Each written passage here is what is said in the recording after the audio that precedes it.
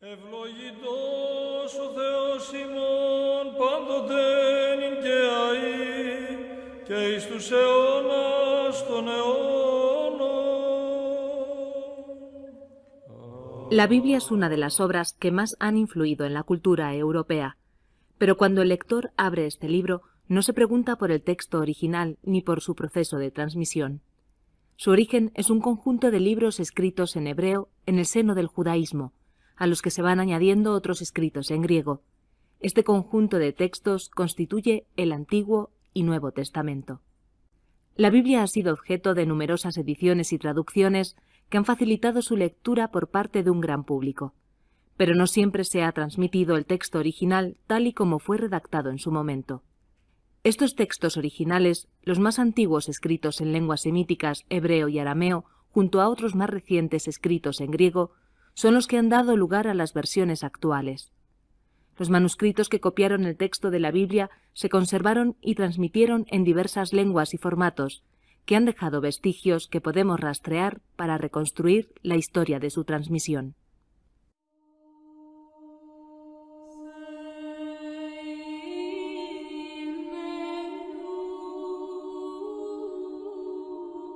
La Biblia nace como un conjunto de escritos en hebreo en el entorno del antiguo Israel, que se convertirán en los libros sagrados del judaísmo. En 1947, el descubrimiento accidental de los manuscritos bíblicos del Mar Muerto permitió encontrar los textos más antiguos que se conservan, entre los siglos III a.C. y I después de Cristo. Numerosos y en un óptimo grado de conservación, dadas las excepcionales condiciones climatológicas del lugar. Se hallaron manuscritos de todos los libros, con la excepción de Esther y Nehemías.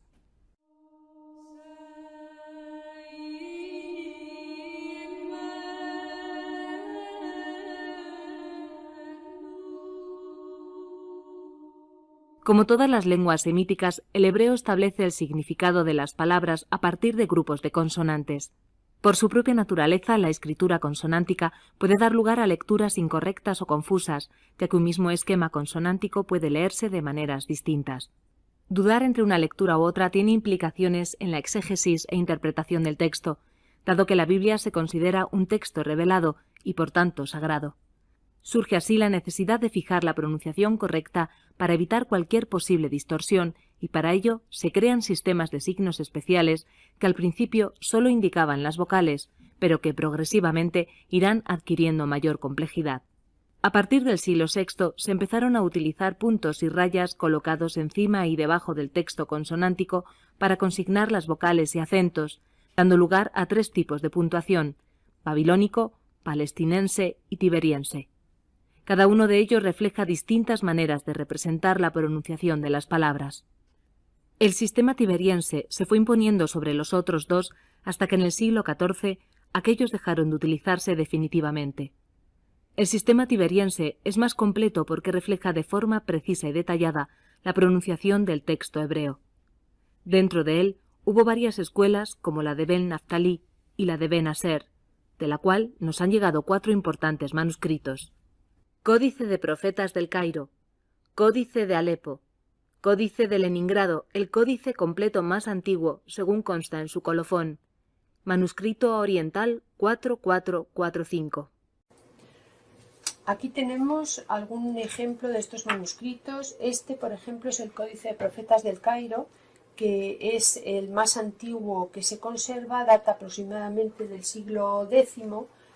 Está escrito a 3 columnas y procede también de la región de Palestina. Es un códice oriental, no es completo porque copia solamente los libros de profetas primeros y profetas segundos. Esta es otra página del códice. Como podemos ver, tiene Masora Parva escrita entre las columnas y Masora Magna, que en este caso tiene algunas decoraciones micrográficas de formas geométricas generalmente. Otro códice muy antiguo es el Códice de Alepo. Este también procede de la región de Palestina, aunque se diga de Alepo solamente es porque estuvo conservado allí durante muchos años. Está escrito también a 3 columnas, tiene una letra magnífica, oriental, y también es incompleto, no comprende toda la Biblia. El único que comprende, de los más antiguos que se conservan, que comprende toda la Biblia, es el Códice de Leningrado, que aquí tenemos este excelente facsímil. También está escrito a 3 columnas. Este está fechado en el siglo XI, en el 1009, y este, como he dicho, copia también toda la Biblia, tiene masoras parva y magna, y las decoraciones micrográficas dentro del texto del códice son escasas, no tienen grandes decoraciones. Sin embargo, en la parte final del códice tiene algunas páginas tapiz que se llaman, con unas decoraciones de micrografía importantes, bellísimas, que tienen contenido masorético. En una de ellas son todas estas que aparecen aquí, y en alguna de ellas aparece el colofón del escriba.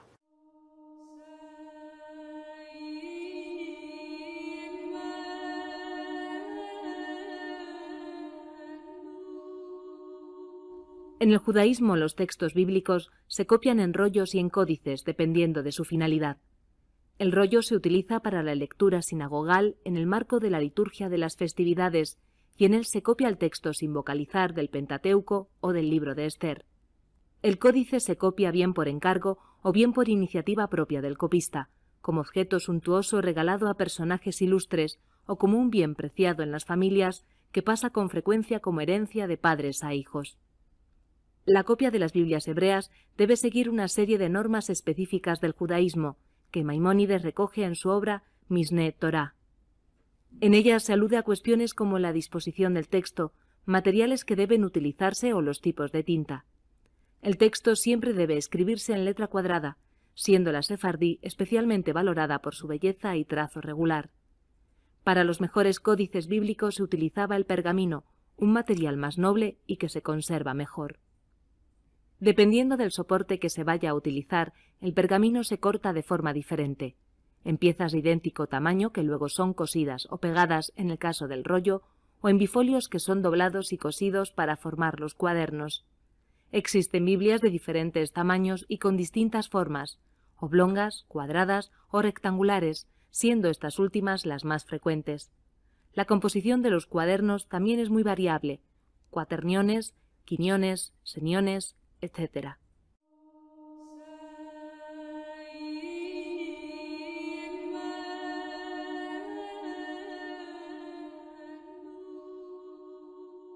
La página también requiere un preparado especial. Antes de proceder a la copia del texto, se hace un pautado para facilitar la escritura y que cada elemento ocupe su lugar correspondiente. El texto bíblico de los códices se suele escribir en 2 o 3 columnas. La escritura hebrea se clasifica según la zona de procedencia, ya que cada zona geográfica tiene unas características distintas. Dependiendo de su origen, los códices se diferencian no solamente en el material y en la forma de prepararlos, sino en la escritura y en las iluminaciones. Un elemento imprescindible y diferenciador en el texto hebreo de la Biblia escrito en códices es la puntuación, que es llevada a cabo por el sofer, quien en ocasiones también copia la masora. En este mapa podemos ver las principales zonas de producción de manuscritos. La zona oriental, que comprende Irán, Irak, Palestina, toda la península arábiga y Egipto, es la zona oriental donde se producen los más antiguos manuscritos. Después están las zonas menos extensas de Bizancio y de Italia, pero que cada una de ellas tiene unas características paleográficas específicas. Toda la zona del norte de Europa es la zona llamada Askenaz. Esta zona es de intensa producción de manuscritos durante toda la Edad Media, sobre todo a partir del siglo XI-XII. Y finalmente la zona de Sefarad, que también coincide con el tiempo y en producción con la zona de Askenaz, y comprende toda la península ibérica y el norte de África. Y de aquí son los manuscritos, las famosas Biblias sefardíes de las que estamos hablando.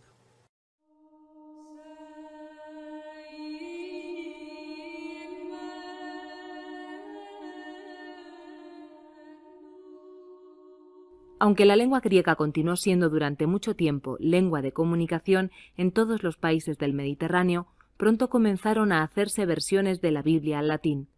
La primera traducción es la Vetus Latina, que no puede considerarse como una única versión, pues presenta numerosas modificaciones y variantes locales. Ante las frecuentes confusiones textuales del texto latino, San Jerónimo en el siglo IV revisa el texto latino a partir de manuscritos griegos y posteriormente emprende una nueva traducción a partir del texto hebreo, dando lugar a la Vulgata, la versión comúnmente usada en la Iglesia latina. Este será el texto que se edite en las Biblias cristianas impresas, como por ejemplo la Biblia de Gutenberg. Por otra parte, se multiplican los esfuerzos por acomodar la versión latina al texto bíblico original, hebreo y griego, del Antiguo y Nuevo Testamento.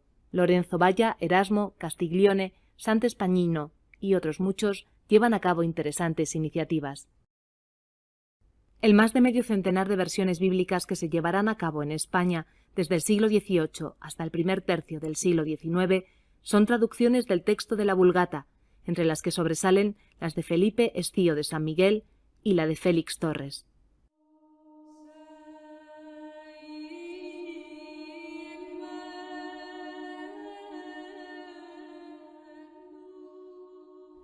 La llegada del Renacimiento trajo consigo un renovado interés por las lenguas y por el estudio de los textos clásicos en sus fuentes originales, griego, latín, hebreo, etc.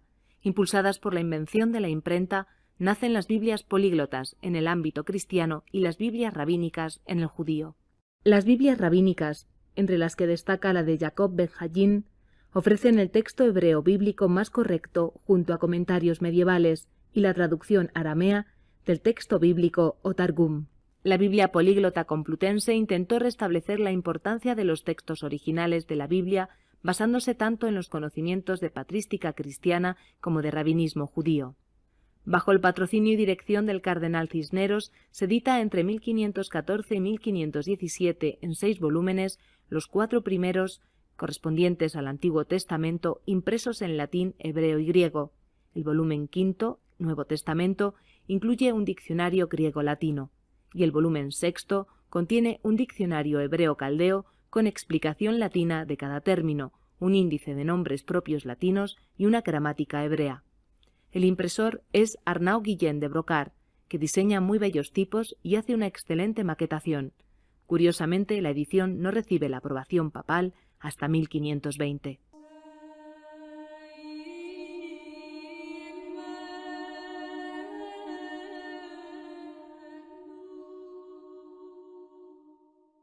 El estudio del texto bíblico continúa suscitando enorme interés entre los investigadores y sigue latente la necesidad de contar con ediciones de texto fiables y precisas. Las ediciones modernas optan por establecer el texto más correcto, ediciones eclécticas, o por reproducir con exactitud el texto de un determinado manuscrito, ediciones diplomáticas. Los avances aportados por la aplicación de la informática a la edición y tratamiento de los textos bíblicos facilitan en gran medida el análisis comparativo a partir de manuscritos, versiones en lenguas originales y traducciones. Las traducciones modernas son de diversa índole, de carácter popular, orientadas a un público muy amplio o dirigidas a un auditorio especializado con inquietudes científicas destinadas a la lectura en voz alta o a la liturgia, y traducciones adaptadas al tipo de lector al que se dirigen. La constante actividad en este campo muestra que el interés por el texto de la Biblia sigue vivo.